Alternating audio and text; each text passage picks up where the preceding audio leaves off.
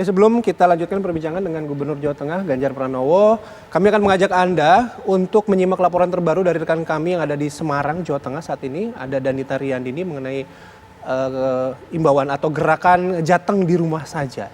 Danita. Bayu Vita, di Semarang, Jawa Tengah, khususnya di kota Semarang, Jawa Tengah ini merupakan pusat dari pertokoan ataupun mal begitu. Dan kami memantau pagi hari ini memang belum ada aktivitas apapun karena pada hari biasanya memang aktivitas perekonomian di pusat kota ini dimulai pada pukul 9 pagi. Dan informasi yang kami peroleh bahwa memang di pusat kota atau pertokoan mal begitu diimbau untuk tutup. Sementara untuk kami memantau untuk arus lalu lintas di Simpang 5 ini kami memantau memang masih ada lalu lalang kendaraan begitu, baik tadi ada angkutan umum maupun kendaraan pribadi. Dan kami juga mendapat informasi dari pihak petugas bahwa ada bidang-bidang yang diperbolehkan masih beroperasi pada hari ini dan esok hari, diantaranya kesehatan, keamanan, penanganan bencana, dan juga pasar tradisional juga diperbolehkan untuk beroperasi, namun memperketat begitu untuk protokol kesehatan. Selain itu, untuk imbauan 2 hari di rumah saja ini merupakan imbauan, sehingga memang tidak ada sanksi ataupun tidak ada hukuman yang berlebih yang diberikan oleh Pemprov Jateng, karena memang bersifat persuasif begitu. Saya kembalikan ke Anda di Jakarta. Baik, Danita Riyandini mengabarkan langsung dari Semarang. Kita langsung ngobrol lagi dengan Pak Ganjar. Pak Ganjar, kalau bicara soal respon tadi Pak Ganjar sudah menyebutkan ada respon masyarakat. Nah, respon yang berbeda juga kan timbul di kepala daerah ya. Saya catat mungkin ada Sragen, kemudian Magelang ya yang niatnya mendukung, tapi praktek pelaksanakan kan berbeda. Nah, kalau ini dibaca sama masyarakat, apakah ini tidak menimbulkan kebingungan Pak Ganjar? Mungkin dari pusat, dari Jawa Tengah, dari ke gubernur kebijakannya begini, kemudian jatuh ke kota dan kabupaten kebijakannya gini. Gimana Pak Ganjar?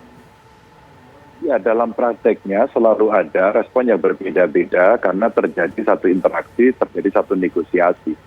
Apakah kemudian tidak bisa dibaca berbeda? Bisa, dan tidak apa-apa. Inilah konsekuensi ketika kemudian otonomi daerah itu dilaksanakan. Sama lah dengan PSBB waktu itu dilakukan. Nggak mungkin kalau kita melakukan sebuah tindakan kedaruratan pandemi seperti ini tidak satu pulau. Maka PPKM ini satu pulau. Maka dibuatlah PPKM, kenapa tidak PSBB? Karena satu usulannya dari bawah kalau PSBB, kalau PPKM dari atas. Dan ketika diperintahkan dari atas, tidak semua kabupaten kota. Maka Jawa Tengah awalnya sejak PPKM pertama, sudah seluruh kabupaten kota mengikuti dengan kesadaran ya, di luar yang ditentukan. PPKM kedua juga sudah. Maka pada saat kami membuat inisiasi di tengah PPKM, yuk kita uji coba 2 hari di rumah saja. Kenapa enggak? Langsung muncul beragam. Adalah yang cerita soal ekonomi, ya adalah cerita nanti saya jalan gimana, makan saya bagaimana. Saya sudah hitung sebenarnya, rasa-rasanya 2 hari tidak sulit kok, kita masih mampu untuk berkorban, untuk berempati pada kondisi. Maka disitulah kemudian ada 3 yang tidak membuat surat edaran, yaitu Kota Semarang, Kota Magelang, lalu Kabupaten Banjarnegara. Yang lain semua mengikuti. Ada juga yang meminta, Pak, kami modif dikit, Pak. Sragen umpama tetap akhirnya merasa toko tetap buka, pasar tetap buka. Ya, beliau dokter mungkin lebih paham soal ini begitu dan bisa mengendalikan. Kota Semarang, baik Pak Gub, saya hanya minta pasar tradisional saja karena ini ada potensi masalah sosialnya tinggi gitu ya. Jadi itu yang saya tulis bahwa ada situasi kondisi lokal yang pasti para bupati wali kota tahu, yang saya izinkan memang untuk mengambil kebijakan. Tapi ada juga yang tekan kayak apapun, bupati-bupati tetap saya tutup Pak gitu. Maka saya tambahin, jangan ditutup saja, disemprot, ditata begitu agar bisa lebih baik. Iya, Pak Gub, tadi kan ada beberapa wilayah yang kemudian diperbolehkan Pak Gubernur untuk kemudian dimodifikasi kan seperti itu. Nah, jadi pertanyaannya surat edaran yang dikeluarkan oleh pemerintah Provinsi Jawa Tengah ini kedudukan hukumnya seperti apa, Pak Gub? Apakah hanya himbauan saja atau seperti apa? Begini, ini kan memang himbauan, ini kan gerakan. Gerakan itu kan membangun kesadaran. Berapa sih orang sudah kita hukum? Apa sih hasilnya sampai ini? Coba Anda cek, PSBB terjadi di beberapa tempat. Ya, PKM dulu, sekarang PPKM. Bertanya inovasi yang dilakukan atau di-adjust terus-menerus. Karena kita tadi itu menyimbangkan antara kesehatan dengan ekonomi. Lalu bagaimana status hukumnya? Hari ini dilakukan operasi gabungan, operasi justisi gabungan seluruh Jawa Tengah. Ya. Apa yang terjadi kemudian? Apakah nanti tidak bisa ditegakkan? Tidak ada aturan hukumnya. Karena semua orang pendekatannya adalah menghukum. Tidak ada yang melakukan pendekatan kultural untuk membangun kesadaran. Dan membangun kesadaran ini memang rumit, memang sulit, butuh kesabaran. Ingat loh ya, kita sudah hampir 1 tahun. Masa nggak sadar-sadar sih? Maka nanti penegakan hukumnya ada di jalan. Kalau Anda masih keluar rumah, dan hari ini nanti Anda tidak menggunakan masker, hari ini Anda berkerumun, ya, hari ini Anda tidak menjaga protokol kesehatan, dipastikan Anda akan ketemu penegak hukum. Hati-hati ya, itu nanti jalan. Jadi seolah-olah memang kemarin ada yang membaca, ini nggak ada penegakannya, ada. Karena pada saat yang bersamaan operasi justisnya serentak. Begitu, Mbak. Nah, kalau tadi membangun kesadaran kan Pak Ganjar juga menyebutkan sulit ya membangun kesadaran masyarakat gitu ya. Pekerjaan rumah lah, saya nggak mau bilang sulit-sulit banget, tapi itu pekerjaan rumah yang besar gitu. Nah, artinya dalam gerakan inisiasi Jateng di rumah saja ini, tim atau satgas dari Pemprov ini juga menghimbau ini sampai level ke RT RW, ada tim-tim khususnya, atau mungkin hanya memantau di tempat-tempat yang biasanya terjadi keramaian saja. Ya, agak saya keluarkan sedikit, karena ini bukan pekerjaan dari Satgas. Jadi kalau ikuti IG saya, Gusmus saja memberikan himbauan. Apa yang terjadi, maka biasanya sampai kiai-kiai di daerah, kiai-kiai kampung, bahkan juga ada yang membaca kitab begitu, disampaikan bagaimana hukumnya kalau kita mengikuti anjuran pemerintah.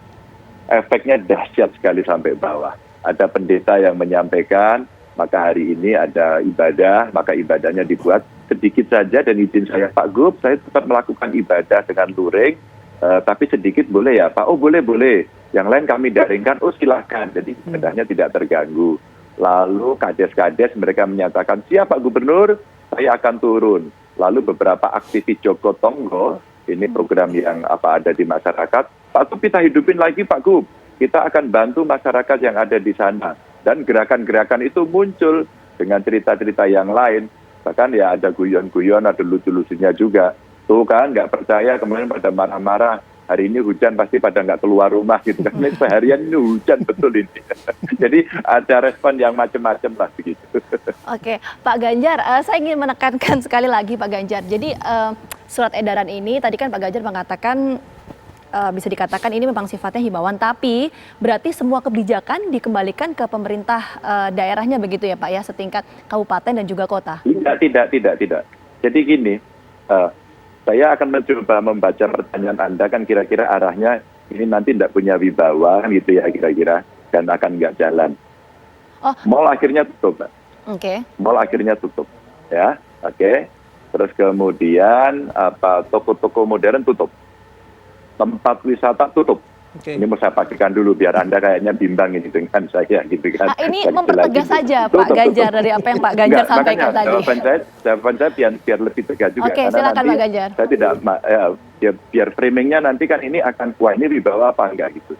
Satu Mbak, ruang yang akan saya bangun adalah ruang membangun kesadaran, menumbuhkan empati, melihat kondisi kesehatannya. Itu satu ruang.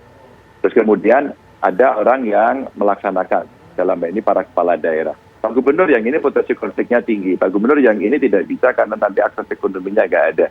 Maka itu rata-rata hanya terjadi pada satu saja, yang pasar tradisional. Nah, hampir seluruh yang tempat pariwisata tutup penuh gitu ya. Dan kemudian bahkan perusahaan-perusahaan meliburkan. Yang punya kesadaran itu, Pak Gubernur saya mau dukung ya, saya akan liburkan itu. Jadi sampai saya kumpulkan, sekarang saya punya banyak sekali yang dukungan itu berjalan. Tapi sisi lain kemudian, itu tadi penegakan hukumnya atau operasi justisinya jalan terus itu. Mudah-mudahan bisa menjelaskan. Oke, Pak Ganjar dengan kebijakan ini berlakunya akan sampai kapan ya Pak? Apakah ini akan beriringan dengan PPKM yang dikeluarkan oleh pemerintah pusat atau bagaimana? Ya, ini saya 2 hari. Kalau 2 hari ini berhasil, kita akan evaluasi. Artinya banyak kemarin orang marah. Bagaimana dengan ekonomi? Bagaimana dengan ini? Oke. Berarti itu yang menjadi problem di masyarakat. Tapi ternyata sisi yang lain, kita dukung Pak. IDI mendukung, para perawat mendukung. biar kita membangun kesadarannya tidak hanya melulu ekonomi, bahwa ekonomi penting pasti. Jangan-jangan kalau mereka setuju dan ini disepakati, partisipasinya tinggi, kita jadikan public policy. Ya. Maka tadi malam kita rapat dengan Menko, kita sampaikan bahwa kayaknya perlu ini payung hukum untuk refocusing lagi. Jangan-jangan kita bisa menambah 3-4 hari, dan kalau itu bisa digerakkan serentak, makin naik, tapi pemerintah kemudian turun untuk membantu, untuk meyakinkan bahwa mereka akan aman di rumah.